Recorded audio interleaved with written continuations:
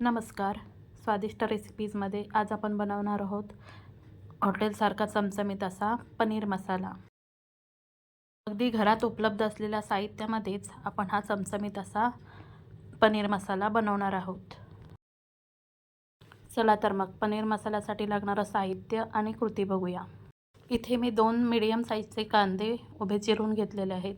त्याचबरोबर 2 मीडियम साईजचे टोमॅटोसुद्धा उभे चिरून घेतलेले आहेत. 4 ते 5 लसणाच्या पाकळ्या, अर्धा इंच आलं आणि 1 चमचा मगज बी घेतलेले आहे. आता मी गॅसवरती कढई तापायला ठेवलेली आहे आणि त्याच्यामध्ये मी मगज बिया व्यवस्थित भाजून घेणार आहे. आता आपल्या मगज बिया भाजून झालेल्या आहे. आता मी त्या काढून घेणार आहे आणि त्याच कढईमध्ये आता मी थोडं तेल घालून घेणार आहे. या कढईमध्ये आपल्याला कांदा व्यवस्थित भाजून घ्यायचा आहे.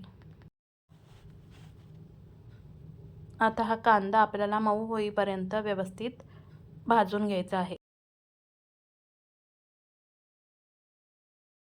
आता या कांद्यामध्ये आपल्याला थोडं मीठ घालायचं आहे, म्हणजे आपला कांदा लवकर मऊ होईल.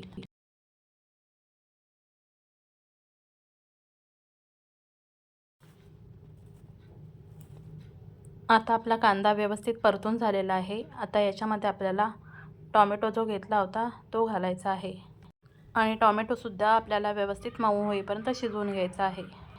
या भाजीसाठी टोमॅटो आपल्याला पूर्ण पिकलेले आणि रसरशीत असे घ्यायचे आहेत. त्यामुळे भाजीचं टेक्स्चर आणि भाजीला चव खूप छान येते.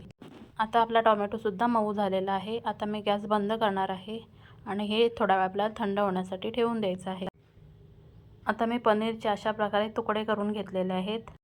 आता ते आपल्याला शॅलो फ्राय करायचे आहेत. त्यासाठी मी गॅसवरती तवा तापायला ठेवलेला आहे. आता तवा आपल्याला एकदम गरम होऊ द्यायचा आहे आणि त्याच्यावरती थोडं तूप घालायचं आहे. आता आपल्याला हे तूप वितळू द्यायचं आहे. आता हे तूप आपल्याला पूर्ण तव्याला लावून घ्यायचं आहे आणि याच्यामध्ये आपल्याला पनीरचे तुकडे फ्राय करून घ्यायचे आहे. पनीर जास्त वेळ फ्राय केलं तर ते चिवट होतं. त्यामुळे आपल्याला हे पनीर जास्त वेळ फ्राय करायचं नाही आहे. फक्त 2-2 मिनटं दोन्ही बाजूने फ्राय करून घ्यायचं आहे. गॅस मोठा करूनच आपल्याला हे पनीरचे तुकडे व्यवस्थित फ्राय करून घ्यायचे आहेत.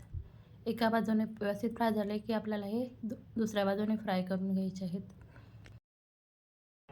आता मी एक मिक्सरचं भांडं घेतलेलं आहे.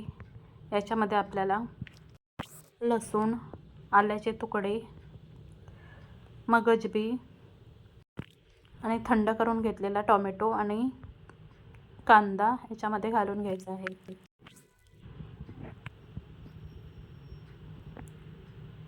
आता याच्यामध्ये मी 7 ते 8 भिजवलेले काजू घालणार आहे. हे काजू मी रात्रभर भिजायला घातले होते. आता मी हे सगळं मिक्सरला बारीक वाटून घेणार आहे. आता गॅसवरती मी मातीचं भांडं तापायला ठेवलेलं आहे. त्याच्यामध्ये मी तेल घालून घेणार आहे. तेल चांगलं तापलं की आता याच्यामध्ये आपल्याला जो मसाला वाटून घेतला होता तो घालून घ्यायचा आहे आणि त्याचा कच्चेपणा जाईपर्यंत आपल्याला हा मसाला व्यवस्थित परतून घ्यायचा आहे.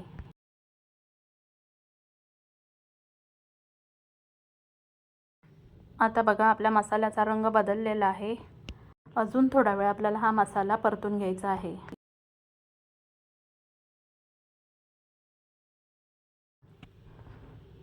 आता याच्यामध्ये मी 1.5 चमचा लाल तिखट घातलेला आहे.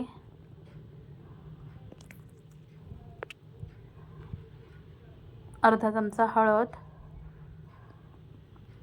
आणि या ग्रेव्हीला हॉटेलसारखी चव येण्यासाठी याच्यामध्ये मी 1 चमचा किचन किंग मसाला घातलेला आहे. आता आपल्याला हे सगळं व्यवस्थित मिसळून घ्यायचं आहे आणि आता आपल्याला हा मसाला तेल सुटेपर्यंत व्यवस्थित परतून घ्यायचा आहे.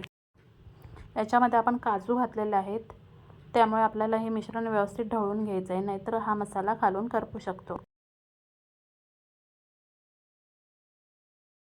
आता आपला हा मसाला व्यवस्थित परतून झालेला आहे. आता याच्यामध्ये आपल्याला लागेल तेवढं गरम पाणी घालायचं आहे.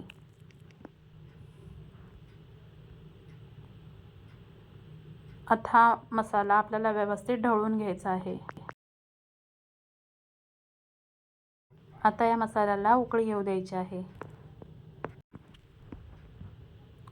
आता आपल्याला याच्यामध्ये चवीनुसार मीठ घालून घ्यायचं आहे. आणि पुन्हा आपल्याला हे सगळं व्यवस्थित मिक्स करून घ्यायचं आहे.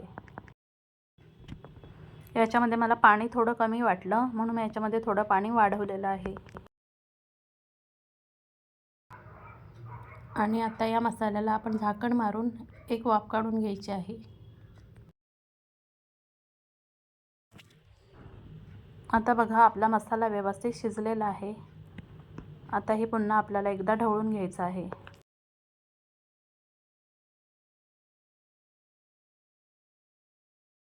आता या मसाल्यामध्ये आपण जे पनीरचे तुकडे फ्राय करून घेतले होते ते घालायचे आहेत.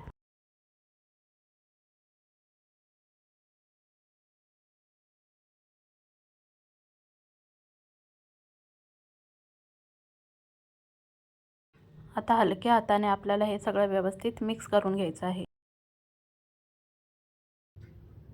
आणि याला एक उकळी येऊ द्यायची आहे.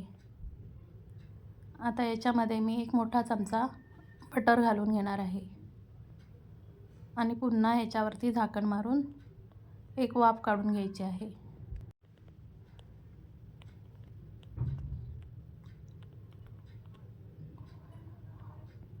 आता पुन्हा आपल्याला हे सगळं हलक्या हाताने ढवळून घ्यायचं आहे.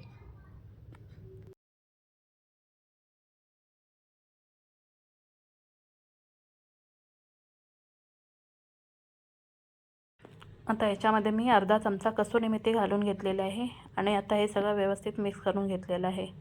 आता याच्यावरती झाकण मारून घ्यायचं आहे आणि याला एक वाफ काढून घ्यायची आहे. अशा प्रकारे आपला चमचमीत असा पनीर मसाला तयार झालेला आहे. हा पनीर मसाला आपण नान, रोटी, जिरा राईस किंवा साध्या भातासोबतही खाऊ शकतो. जर तुम्हाला माझ्या रेसिपीज आवडत असतील तर व्हिडिओला लाईक आणि चॅनलला सबस्क्राईब नक्की करा.